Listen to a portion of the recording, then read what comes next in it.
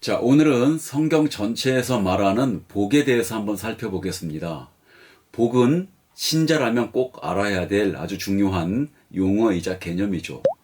우리가 성경에서 복하게 되면 가장 먼저 떠오르는 사람의 복이 아브라함의 복이죠. 아브라함이 하나님의 부르심에 순종했더니 하나님 백성이 되는 구원의 축복도 받고, 또 그 결과로 소, 양, 은금, 종, 낙타, 나귀 같은 물질의 복도 받고 하는 그런 식입니다. 그러면서 성경에 나오는 복의 구절들을 매우 좋아하죠.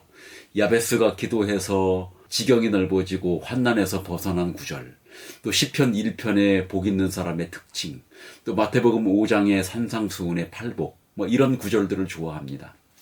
여러분, 저도 사실 개별적으로 목회를 하고 있지만 대다수의 한국교회 성도들의 생각에 자리하는 복의 개념이 이렇습니다.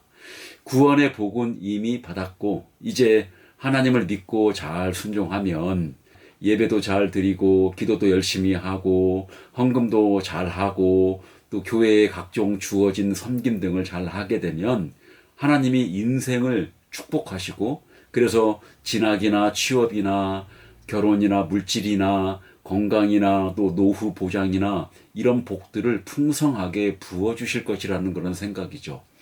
여러분, 그런데 이런 생각은 성경이 말하는 복의 개념과는 완전히 다른 생각입니다. 이런 잘못된 복에 대한 생각의 원인에는 복에 대한 정확한 지식이 없거나 가르침이 없기 때문이죠. 그래서 오늘은 이 설명을 통해서 두 가지를 살펴볼 것인데요. 하나는 성경 전체에서 말하는 복에 대한 정확한 의미와 복의 종류, 그리고 두 번째는 구약과 신약 성경 전체에서 흐르는 복의 경륜에 대해서 살펴보겠습니다. 자, 그러면 성경에서 말하는 복의 종류는 무엇이고 복의 정의는 무엇인가? 우선 복의 종류를 먼저 살펴보자면 성경에서 복이라고 하는 그런 단어가 가장 먼저 나오는 구절이 있죠. 창세기 1장 22절에 하나님이 그들에게 복을 주시며 이르시되 생육하고 번성하여 여러 바닷물에 충만하라, 새들도 땅에 번성하라 하시니라. 하나님이 창조에서 다섯째 날에 바닷물고기와 공중의 새를 만드시고 그들에게 복을 줬는데 복의 내용이 생육하고 번성하고 땅에 충만하는 것입니다. 그러니까 물고기와 새가 받은 복은 생육하고 번성하고 땅에 충만하는 것이죠. 또 창세기 1장 27절 28절에도 복이라고 하는 그런 단어가 나오는데요.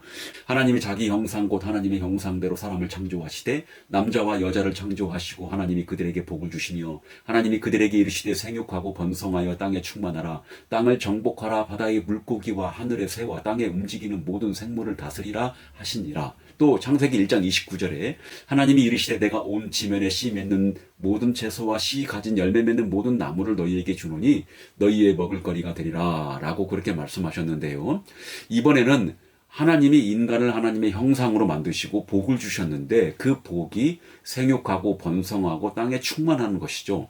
그래서 생육과 번성과 땅에 충만하라는 그런 말은 여러분 사실 여기 안에 결혼도 들어가 있고 출산도 들어가 있고 아이들 양육과 교육까지도 모두 포함하는 가족의 복이라고도 할 수 있는 거죠. 그리고 땅을 정복하는 그런 복은 땅이 넓어지는 그런 복을 말하는 거죠.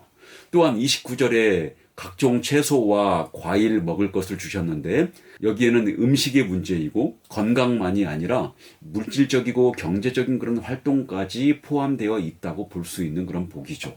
그리고 인간은 피조물을 다스리는 복을 더 받게 됩니다. 자, 이렇게 피조물과 인간들이 받는 복을 우리는 뭐라고 부르냐면 일반 복이라고 그렇게 부릅니다. 이 일반 복은 매우 중요하죠. 왜냐하면 육체를 가진 짐승에게도 매우 필요한 복이고 육체와 정신을 가진 인간에게도 살아가는 데 없어서는 안 될 아주 중요한 복이 되는 거죠. 그래서 이렇게 피조물들과 인간이 받은 복을 우리는 뭐라고 부르냐면 복의 첫 번째 종류인 일반 복이라고 그렇게 부릅니다. 그런데 이 일반 복과는 차원이 다른 복이 하나 더 나오는데요. 바로 안식일의 복이라고 부릅니다. 창세기 2장 1절에 3절을 보면 천지와 만물이 다 이루어지니라 하나님이 그가 하시던 일을 일곱째 날에 마치시니 그가 하시던 모든 일을 그치고 일곱째 날에 안식하시니라. 하나님이 그 일곱째 날을 복되게 하사 거룩하게 하셨으니 이는 하나님이 그 창조하시며 만드시던 모든 일을 마치시고 그날에 안식하셨음이니라. 그렇게 나오는데요. 창세기 2장 1절에서 3절은 창조 기사의 절정이자 결론이자 완결인데 하나님이 일곱째 날 안식일에 복을 주었다고 그렇게 말합니다. 여러분, 우리는 이 안식일의 복을 알기 위해서는 창조의 내용을 잠시 살펴볼 필요가 있는데요. 사실 하나님께서 모세를 통해서 창조 사건을 기록하게 하실 때 아주 정교한 문학적이고도 수사학적인 장치를 통해서 기록하게 하셨는데 이 장치의 핵심이 숫자 7입니다. 숫자 7이죠. 그래서 창조 기록 안에 숫자 7이 아주 많이 나옵니다. 예를 들면 창세기 1장 1절이 7단어고 창세기 1장 2절은 14단어예요. 7배수죠. 또 하나님이 뭐뭇을 내라 라는 그런 명령이 7번 나오고 하나님이 보시기에 좋았더라 라고 하는 토부라고 하는 그런 말이 나오는 내용도 7번 나옵니다. 더더욱 창세기 2장 1절에서 3절에서는 숫자 7이 아주 절정을 이루는데요. 1절에서 3절의 총 단어가 35단어입니다. 7배수죠. 그리고 1절에서 3절이 총 5개 행으로 되어 있는데 2행, 3행, 4행이 각각 7단어입니다. 그리고 이 2행, 3행, 4행 가운데 한가운데 일곱째 날이라고 하는 그런 단어가 자리하는 것을 볼 수가 있죠. 그래서 창조 기사에는 숫자 7이 집중되어서 분포되어 있는 것을 우리가 알 수가 있는 거죠. 그런데 또 하나 우리가 여기서 주지해야 할 것이 뭐냐면 숫자 7의 강조만이 아니라 하나님이 천지 만물을 만든 목적이 무엇이냐면 이 천지 만물을 성전으로 만드셨다는 그런 사실이죠. 왜냐하면 그 이유가 창조된 천지 만물의 모습이 모세 시대에 나오는 성막의 모습하고 아주 흡사하죠. 예를 들면 첫째 날 하늘을 만드셨는데 성막에 덮개를 연상시키고 둘째 날 궁창을 만드셨는데 성막 안에 휘장을 연상시키고 셋째 날 궁창 아랫물인데 성막 바깥에 물두멍을 연상시키고 넷째 날 해, 달, 별을 두셨는데 성소 안에 등잔대를 연상시키고 다섯째 날 새를 만드셨는데 휘장 안에 새겨진 날개 달린 천사를 연상시키고 여섯째 날 인간을 만드셨는데 성소 안에 대제사장을 연상시키죠. 그리고 더 확실한 것은 천지 만물을 하나님의 성전으로 만드셨다는 증거 구절이 이사야서 66장 1절에 나옵니다. 여호와께서 이와 같이 말씀하시되 하늘은 나의 보좌요 땅은 나의 발판이니 너희가 나를 위하여 무슨 집을 지으랴 내가 안식할 처소가 어디랴.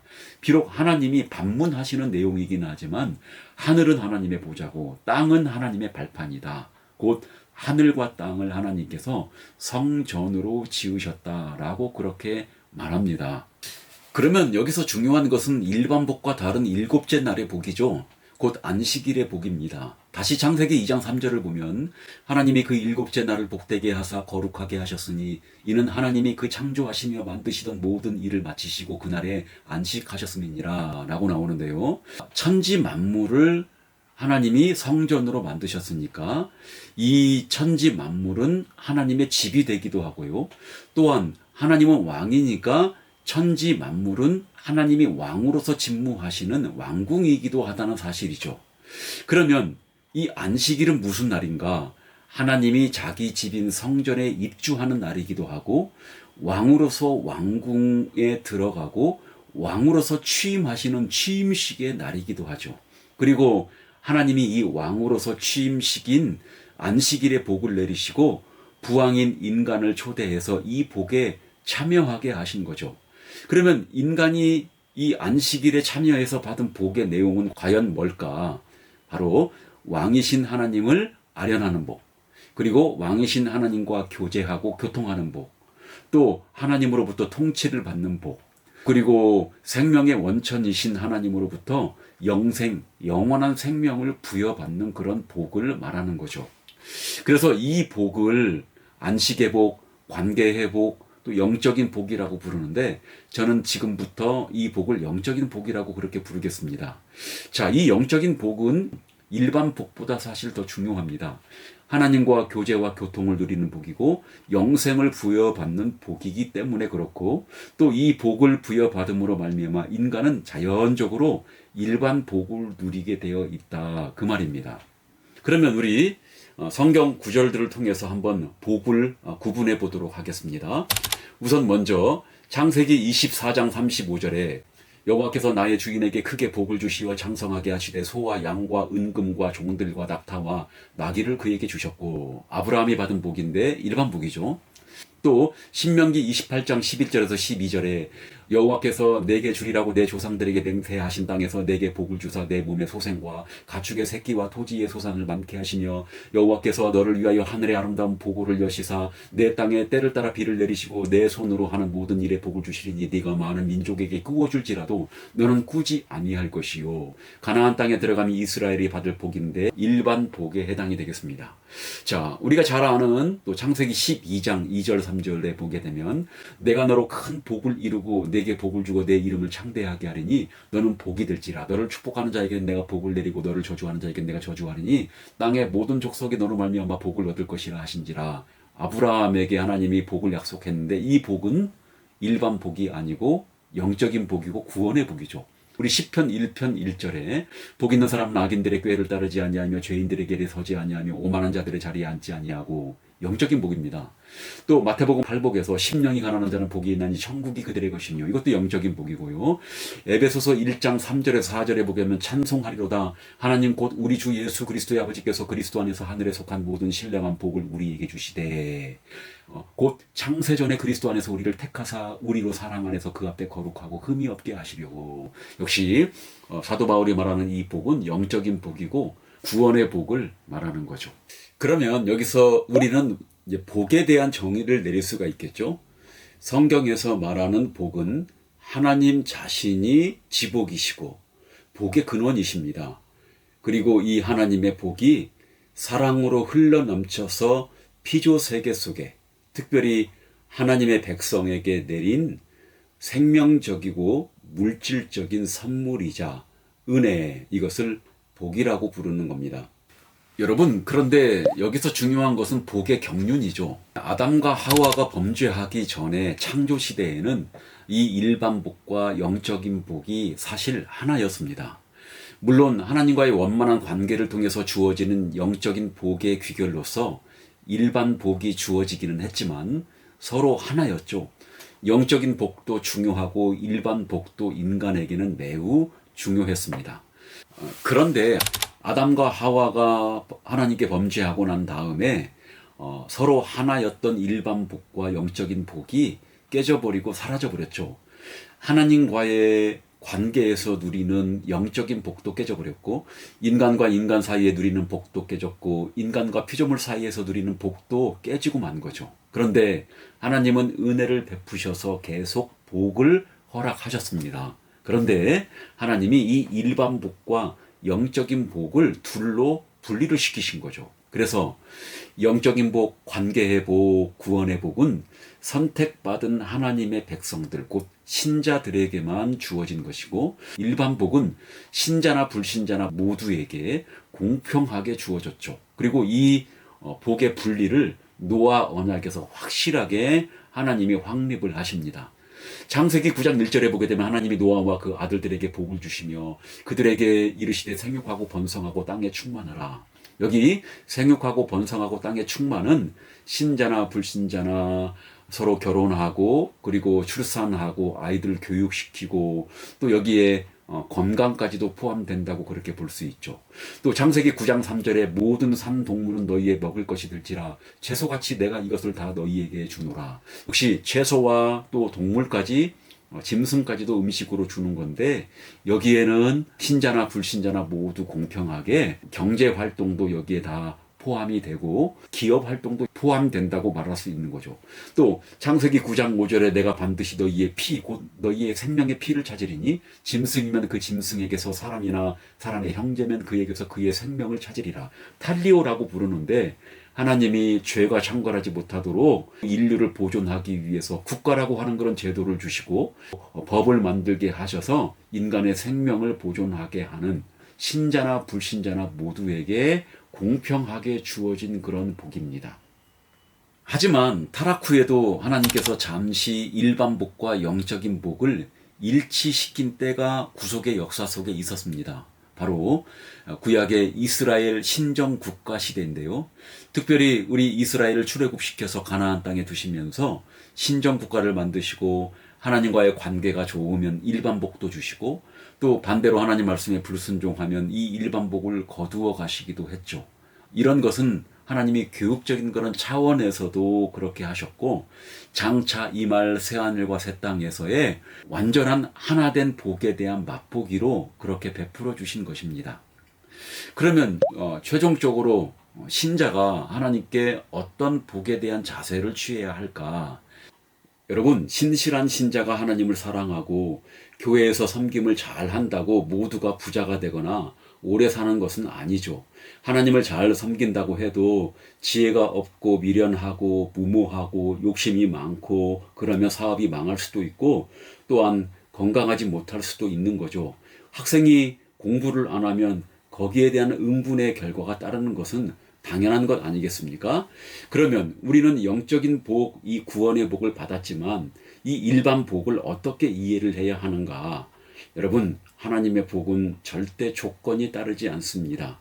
마치 기브 앤 테이크, 내가 무엇을 해야만 하나님이 복을 주시는 것이 아니죠. 따라서 우리는 예수님의 말씀을 염두에 둘 필요가 있습니다. 마태복음 7장 10절에서 12절에 보게 되면 너희가 악한 자라도 좋은 것으로 자식에게 줄 줄 알거든 하물며 하늘에 계신 너희 아버지께 구하는 자에게 좋은 것으로 주시지 않겠느냐? 그러므로 무엇이든지 남에게 대접을 받고자 하는 대로 너희도 남을 대접하라. 이것이 율법이요 선지자니라. 악한 자, 불신자도 자식에게 좋은 것을 주는데 하물며 하늘에 계신 하나님을 아버지라고 부르는 자녀에게 좋은 것을 주시지 않겠냐는 예수님의 반문이죠. 여러분, 하나님은 우리가 하나님의 말씀에 순종하고 살기를 원하고 또한 자녀인 우리가 하나님께 기도하면 좋은 것, 선한 것을 주시는 그런 분이시죠. 비록 그것이 사람들의 눈에는 잠시 보기에 안 좋아 보이는 것이라고 할지라도 하나님이 우리를 이끄는 방법도 선하시고 하나님이 궁극적으로 내시는 열매와 결과도 선한 거죠. 그리고 또한 이 일반복도 신자들에게 매우 중요한 것이기 때문에 우리에게 필요한 모든 것들을 채워주시는 그런 하나님이십니다. 헌금에 대한 입장도 마찬가지입니다. 빌립보서 4장 18절에서 19절을 보면 이는 받으실 만한 향기로운 제물이요 하나님을 기쁘시게 한 것이라 나의 하나님이 그리스도 예수 안에서 영광 가운데 그 풍성한 대로 너희 모든 쓸 것을 채우시리라 라고 말씀했는데요. 그리스도를 사랑하는 마음이 뿌리가 되어서 자발적으로 드리는 헌금은 하나님이 받으시는 아주 향기로운 제물이고 하나님이 기뻐하시는 것이죠. 그리고 이것이 하늘 창고에만 쌓이는 것이 아니라 이 땅에서도 예수님 안에서 하나님께 영광 돌리는 삶을 위해서 풍성하게 우리의 필요를 채워주신다는 말씀입니다. 그러므로 우리는 복에 대한 바른 이해가 필요합니다.